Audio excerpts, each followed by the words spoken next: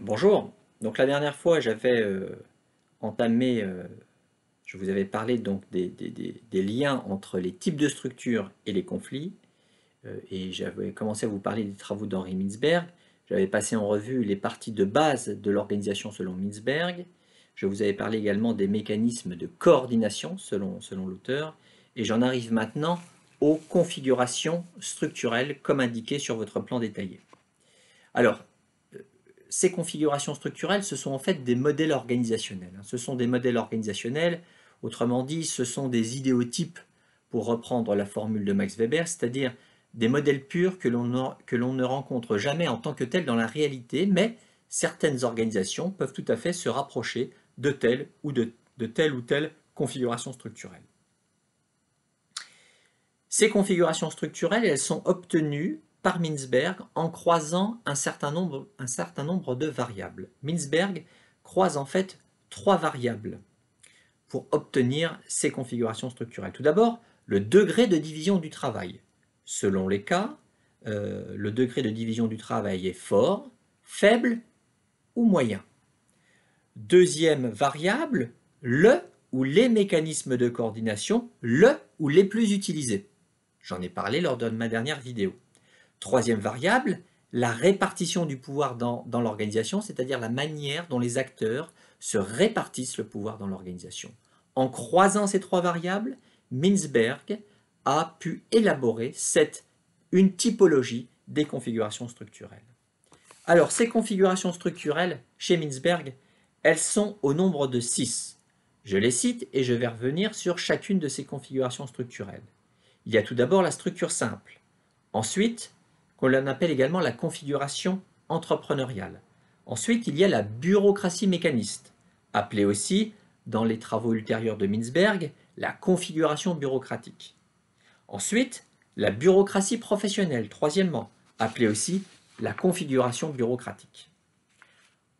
Quatrième type de configuration structurelle, la structure divisionnalisée, ou appelée configuration divisionnelle. Cinquième type de structure, l'adocratie. Adocratie, ça s'écrit A-D-H-O-C-R-A-T-I-E, l'adocratie, qu'on appelle aussi la configuration adocratique, comme organisation ad hoc, organisation taillée sur mesure pour réaliser une mission, j'y reviendrai. Et la dernière configuration structurelle, c'est la configuration missionnaire. Je reviens sur chacune de ces configurations structurelles assez rapidement. La structure simple, aussi appelée la configuration entrepreneuriale, c'est une structure minimale, minimaliste. Elle est essentiellement composée d'un côté d'un sommet stratégique, de l'autre d'un centre opérationnel. Dans la structure simple, la division du travail est peu élaborée et est relativement imprécise. Donc le degré de division du travail est faible. Les modes de coordination qui sont utilisés sont relativement rudimentaires. On va privilégier dans ce type d'organisation la supervision directe qui va donc être assurée principalement par le dirigeant, et puis l'ajustement mutuel entre opérateurs. Clairement, la structure simple, c'est un type de structure qui est dominé par le dirigeant qui donne des ordres. Donc la structure simple, c'est une configuration qui correspond bien en général aux organisations de petite taille, de taille modeste. Les garages, les commerces, les petites entreprises du bâtiment, les petites PME dominées par la figure d'un entrepreneur unique. Voilà en général des organisations qui, dans la vie réelle, se rapprochent beaucoup de la structure simple.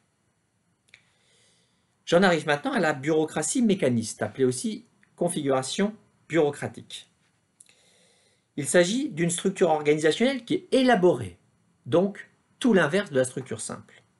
La division du travail est poussée, le degré de division du travail est donc fort.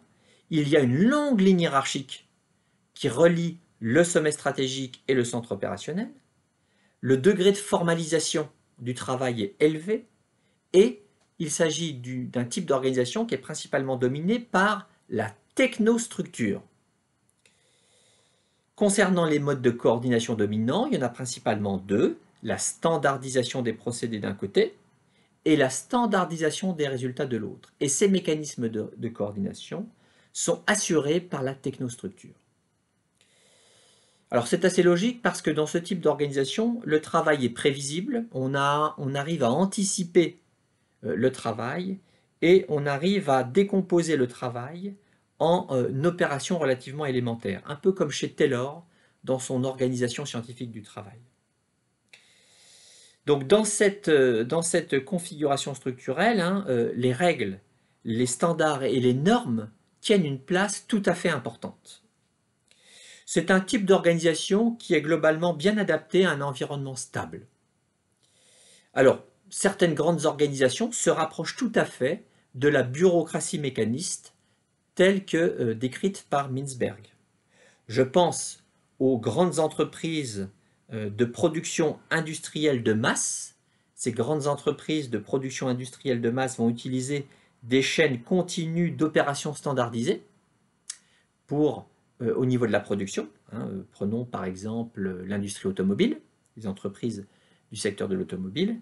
Certains services publics sont aussi tout à fait organisés comme des bureaucraties mécanistes. Donc ce sont globalement des organisations ou des entreprises qui sont organisées dans une logique taylorienne, fordienne, en référence à l'organisation scientifique du travail fondée par Taylor. Troisième configuration structurelle, la bureaucratie professionnelle, que l'on appelle également la configuration bureaucratique. Alors il s'agit là d'un type d'organisation qui est dominé par les professionnels. Les professionnels vont en fait travailler au niveau du centre opérationnel, et les professionnels, ce sont ici des individus qui sont très qualifiés. Il s'agit dans ce type de configuration d'experts qui sont capables de traiter des problèmes complexes qui sont difficilement décomposables. Donc on a dans ce type d'organisation un centre opérationnel qui est très important, qui est très étoffé, et qui va réunir ces fameux professionnels qui sont vraiment des spécialistes, des experts qui vont pouvoir traiter des problèmes complexes. On va avoir dans la configuration professionnelle, on va avoir un support logistique également très développé. Les professionnels vont en fait se décharger d'un certain nombre de tâches sur le support logistique, des tâches administratives, des tâches d'accueil, des tâches de restauration, des tâches d'entretien, etc., etc. Et le mode de coordination dominant dans ce type de structure, ça va être la standardisation des qualifications. C'est-à-dire que les experts, les spécialistes, les professionnels dont je parlais, eh bien, ils sont très qualifiés, ils ont reçu une formation poussée, et c'est parce qu'ils ont reçu cette formation qu'ils vont pouvoir se coordonner en situation de travail et qu'ils vont pouvoir traiter des problèmes complexes. L'exemple type de la configuration professionnelle, c'est l'hôpital ou encore l'université. J'en arrive maintenant, quatrième configuration structurelle, à la structure divisionnalisée, que l'on appelle aussi configuration divisionnelle. Alors, cette structure, elle se caractérise par sa superstructure, pour reprendre l'expression de Mintzberg. Cette superstructure, elle va réunir sous l'autorité d'un siège social un ensemble hétérogène de divisions, et les divisions, ce sont des unités qui sont très largement autonomes. Donc on va avoir un siège social et en dessous un certain nombre de divisions qui ont quand même une assez grande autonomie. Ça, c'est souvent le cas des grandes entreprises qui vont s'organiser de la sorte. Je pense notamment aux firmes multinationales. Dans la structure divisionnalisée, dans la mesure où on a un siège social et des divisions, les acteurs clés vont être d'une part le siège social, donc le sommet stratégique, pour faire simple, et les responsables de division, c'est-à-dire ceux qui pilotent les différentes divisions. Les divisions constituent le centre opérationnel.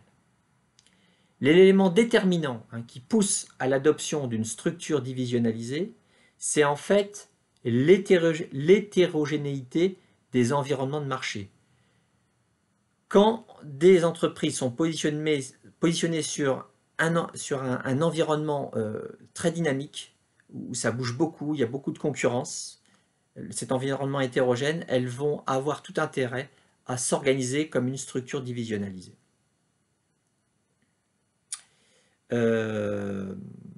Quels sont les modes de coordination dominants dans ce type de structure? Eh bien, ça va être principalement la standardisation des résultats, c'est-à-dire que le siège social, le sommet stratégique, va fixer des objectifs de résultats à atteindre aux différents patrons de division. Donc ce mécanisme de coordination vient en fait contrebalancer en quelque sorte l'autonomie qui est accordée aux unités opérationnelles, à savoir aux divisions. Alors l'exemple type de la structure divisionnalisée, c'est donc la firme multinationale qui est implantée dans différents pays et qui est multi-produit. Cinquième configuration structurelle pour Mintzberg, c'est ce qu'il appelle l'adocratie ou la configuration adocratique. L'adocratie, c'est en fait une structure ad hoc, c'est-à-dire c'est une structure qui est étroitement adaptée à l'activité qui va l'occuper à un moment donné. C'est une structure qui se définit en fonction de problèmes à traiter ou de projets réalisés. Donc en fait, la forme que va prendre la structure, elle va dépendre des problèmes que doivent traiter cette structure ou des projets qu'il s'agit de réaliser. D'où le terme d'adocratie, adocratie comme organisation ad hoc.